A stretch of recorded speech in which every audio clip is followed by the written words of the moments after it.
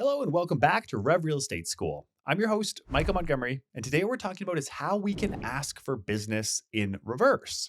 So, first off, as we're jumping into this, the concept behind asking for business seems like a very easy one. We just have to simply ask for business. But we all know, if we've been in real estate, that it's not really that easy. And it's not that easy, not because just the act of asking is hard. That part's actually relatively easy, but it's our emotions get in the way. And really, what this boils down to is we don't want to be rejected. Now, historically, if we were ejected, say thousands of years ago, it could mean being ostracized from a group, which could mean death. It could mean that we just don't survive if we're not in that given community. Nowadays, that's not the case. And in fact, it's almost opposite. The more people are comfortable being rejected, very likely the more success they'll have. So, this is a concept that we need to understand, and the value of asking for business just cannot be overstated. But that's not to say that it's easy. So, if you have struggled with asking for business because of this fear of rejection, don't go hard on yourself. This is just a natural human emotion to want to not be rejected. But in order to start this conversation, we do have to start to overcome some of these feelings. And how can we do so? Well, one of the best ways we can do this is what we call the winner's equation. And the winner's equation basically goes like this. The difference between winners and losers is that winners lose more than losers. So what does this mean?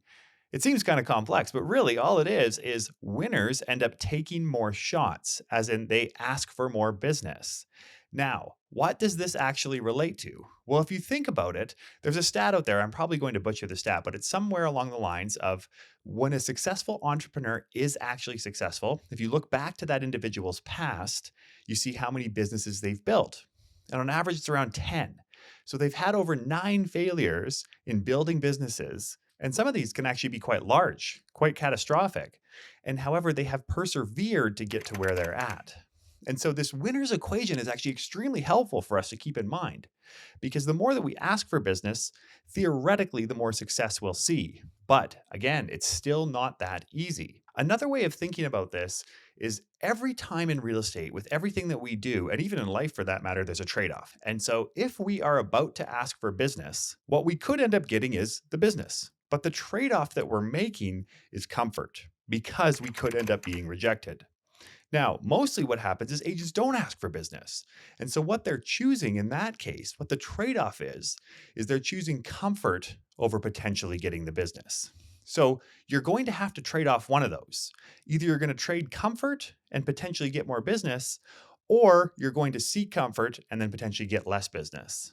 Now, as you're growing in your real estate career, you may choose comfort a little bit more. And if we're seeing ourselves in that stage, we need to start pushing ourselves, because we are trading comfort for potential business. So that is the trade-off that we have to make. If we're going to seek comfort, that just means that we may have to be comfortable with less business. And if we are going to seek business, that means we have to be comfortable with potentially less safety and more rejection. Okay, so now that we have that concept in mind, let's start thinking about how we can set up a client to say yes to us. And this is the whole concept about asking for business in reverse. Generally speaking, what we're talking about here is we're trying to get this client to really want to work with us. So how do we do this? Well, we can be pretty strategic. And we're going to go through this by way of a listing presentation, not going through the whole listing presentation, but a few components of it that can actually help you so that that individual, so that that seller wants to choose you. So the first step to this is ensuring that that seller understands that you are also interviewing them. So when we're going into a listing presentation, it's not abnormal for us to want that business, and they may be interviewing multiple agents. But we also have to flip the script on them and have them understand that you are also interviewing them. Now, how do you do this in a way that's not overly confrontational? Well, the way that you can do this is, as part of your listing presentation, you go through the seller's role. So what are the seller's roles when you're thinking about listing and selling a home? So mine tend to be such things as you have to participate, you want to present the home well, you want to take feedback seriously, you need to communicate with me. Those tend to be kind of the main four. And then I have a fifth one. And the fifth one is I don't work with everyone. Now, when I get to my fifth one, I kind of pause almost as I'm getting into that one, because I'm going to unpack that a little bit further. And the way that you can explain this is simply saying, just like you are looking to determine if I'm potentially the right agent for you, I also have a duty here to ensure that this is going to be the right relationship for me. And then you get into the fact that it's important that whoever you choose is somebody that you can see yourself working really closely with. So you're explaining this to a seller. And the seller's kind of nodding their head. They always understand this. And the way you do this is as you're bringing this up, you say, the next step after this, you're going to get this detailed email from me, which is going to be explaining all of the next steps. And within that email, I'll indicate if I think that this is going to be the right fit as well. Now, oftentimes what I hear is, oh my gosh, I'm shooting myself in the foot here. What if they actually think, oh, well, this person thinks they're so good, they can not choose me. But that's not at all what happens. Instead, what it does is it makes that seller want to choose you more because they don't want to be rejected. They don't want to be the one that you send the email the next day and say, I'm not able to satisfy your goals. Therefore, I'm going to have to politely decline. They don't want to receive that. They want to receive the email that states that you want to work with them. So by simply saying you don't work with everybody and that you want to ensure that it's the right fit for you as well, you are actually making them want you as their agent even more.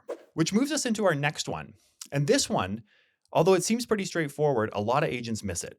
And it's when you are doing a listing presentation, you want to always operate under the assumption that you're competing. Because even if you're not, there's a high likelihood that they're at least considering other agents out there. And at some point in time in your career, if this hasn't happened yet, you'll walk into a listing presentation, maybe it's a past client or a friend, and you think you totally have it in the bag. And what you find out is you're actually up against 3 or 4 other agents. This is very common. You can't fault the seller for this. This is a big asset. They want to ensure that they're making the right decision. So the way that you can approach this is as you're going through the listing presentation, ask them to interview 3 or more agents. Say it's really important that you are choosing the right agent for you. Therefore, we always suggest that you chat with 3 or more agents just to ensure you're making the right choice. Now, again, this kind of feels like another one of these statements that is shooting ourselves in the foot, but in fact, it's not. It's not at all. Because what's happening when we're saying this is they're going to increase their level of confidence in you. Most agents aren't going in there and suggesting that they meet with other potential competitors. You are. So this is going to increase their level of confidence in dealing with you. It's extremely powerful. Now, the other really nice thing that you can do as part of this is when you say this, you can then get into what to look for in an agent. And what you can do is you can kind of tailor this ever so slightly towards your strengths. You can do that. But what I suggest is just keeping it very simple. And the way that I approach this is I want a seller to understand what they're choosing in an agent. So what do I mean by this? Well, generally speaking, the good agents out there are going to do a pretty good job of marketing. Most agents are going to have great professional photography, floor plans, 3D tours, video, social media presence. Generally speaking, most agents are going to kind of check off the basic boxes. And then the main question is, well, then how do we differentiate ourselves? Well, it's less so about talking about how we're differentiating ourselves on marketing. We will actually get to that. But instead, we want to plant the seed in the seller's mind as to what they should be looking for in an agent. And the way I approach this is simply by saying when you're talking to other agents, just make a selection based on somebody that you want to be solving problems with. This is really important. If we think about the role of the listing agent, we think, okay, it's to market the home. And that's partially it. That's like a quarter of the equation, not even, I would say. Because generally speaking, we have companies that can help us with all of this. Really, the value is going to come down to who they're dealing with when it comes time, when an offer is coming in. How do you solve problems? How do you solve problems during a conditional period? That's really the value of the agent. And the way I approach this is I simply say, you're going to want to pick 3 to 5 agents or so to interview because you want to select somebody that you want to be there with, solving problems with. You want somebody who you can look at and say, this is the person who's going to help me solve problems as I'm moving through this transaction. Now, that also just helps the industry as a whole because it takes the emphasis off of the industry is just about piling on a bunch of marketing, and it's not. It's about our ability to help them solve problems because there will be problems as we're proceeding through this transaction. And by saying that, you're also letting them know that there's always going to be bumps and hurdles, and there's going to be things we're going to have to get through. So choose a person that you want to be working with. When it's 11 p.m. at night and you're working through a challenging situation, that's what your listing realtor is going to do for you. Okay, so next we want to talk about differentiation. Now, with that being said, as part of the listing presentation, I'm not going into a ton of detail about marketing for reasons that we just explored, simply because a lot of agents are going to do similar things. So I say, here is my listing presentation package. It has everything that we do with marketing and why. Feel free to take your time to go through this. But instead, at this point in time, I'm going to highlight a few things that we do differently. And then you have 3 to 5 items that will differentiate you. Now, yes, at times you're going to have something in there that is marketing related. In fact, one of mine is that our digital presence, we have a great digital reach. We have the ability to reach people in a digital sense. That can be one of them. Another one that can work really well is the fact that a lot of times we think an offer means the property's sold or accepted offer means the property's sold. That's not the case. That's first base. Another thing that we specialize in is bringing the deal to close. So you'll get the offer in, and we'll work very hard to get to that stage, but that's first base. That's only the first base. We have to continue on. We have to get through the conditional period and we have to get through closing. And all of those points can also have roadblocks. Another one that I absolutely love is indicating that you really come from a place of looking for creative solutions and thinking outside of the box. Now, sellers also really like this because one of their fears deep down is that they're going to choose an agent that just throws the sign up and disappears. This is like a very common fear inside of sellers' minds is listing realtor doesn't do anything, just puts the sign up, puts it on MLS and disappears. And so that's why I really like this one of saying that we try to use creative approaches and we think outside of the box, depending on the buyer, depending on the property. We try to get it in front of different people in different ways. We communicate the property in different ways. And just even indicating that can be enough. Now, you may want to have 1 or 2 stories of how you use creative approaches in the past. That is extremely helpful because they may ask about it, but generally speaking, they don't. They're just going to nod their head and they're going to be like, yeah, I really want an agent who is able to think outside of the box and put something together that's creative. And then you'll add other ones. Maybe it's that these types of homes you know really well, this area you know really well. Maybe it's the buyer profile that you know really well. You know how to get properties in front of the right type of buyer, in front of the right buyer pool.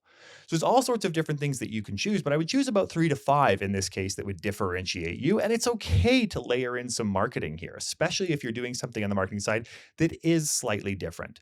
Even if you do a very similar thing, but you do a better job of it. So what do I mean by that? Well, maybe you do professional photography, but you spend a lot of time ensuring that the order of the photos is done in such a way that captures their attention. So, for example, a lot of times right now, people have very short attention spans. Therefore, if we don't capture them in the first 3 photos, then we're going to lose the buyer and we could lose them forever.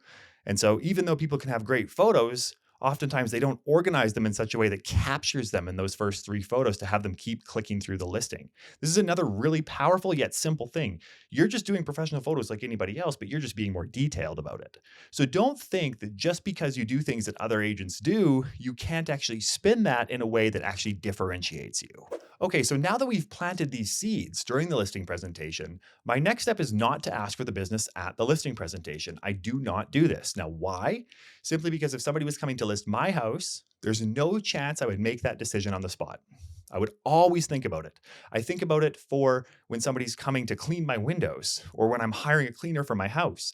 I'm not going to just hire anyone on the spot. I'm going to think about it. I'm going to discuss it with my household. Therefore, I'm not ever going to be that agent that slips you the listing contract at the end of the listing presentation and says, sign, I'm not leaving until you do, because that's super off-putting. And if anyone did that to me, I would not choose that agent. So as such, I just simply say, after this presentation, I'm going to send you an email tomorrow. It's going to have everything that we went through, big, long, detailed email for you to just run through whatever is most important for you. And within that email, I'll also just indicate if I think this would be the right fit for me. And then, of course, I want you to think it through to see if it'd be the right fit for you as well. So this is me just prompting them as to what the next steps are. And then the email comes in the next day. And this email, yes, it's detailed. It goes through the CMA, it goes through commissions, it goes through marketing, it goes through market conditions, everything. But at the bottom, it has a very simple line. And that line is saying that I would be honored to help you through this process. I'd be honored to be your agent. From there, I'm complimentary. So something along the lines of enjoying their house, liking their personality, knowing that you guys are going to work great together. So we're complimenting them. We're saying we'd be honored to help them. And in that, we sign off. So at the very end of that email is basically how we're asking for the business. But we've planted all these seeds along the way to have them want to say yes to that. So once they actually receive that email and they see that you actually want that business, after you've already said that you're somewhat interviewing them, they feel like they are now accepted. And there's a high likelihood that they're going to select you. Now, what happens if they don't respond to that email? You simply follow up by phone the next day. And from there, you can ask for the business. But again, I'm doing so because when I'm calling them, I'm asking if they have any questions about the report. I say, I know that was a long email that I sent. Is there anything in there that's unclear? And I also just want to reiterate that I would absolutely love to help you through this transaction. And so we're asking for it there as well. So we do have to be comfortable with asking for business, but we can do so in such a way like this that's almost in reverse, in the sense that the seller is selecting us and we are selecting them. Thank you very much for watching or listening to this episode. Remember, you can reach out anytime at revrealestateschool.com, or I'm on Instagram at the.michael.montgomery. Thanks again, and we'll see you in the next lesson.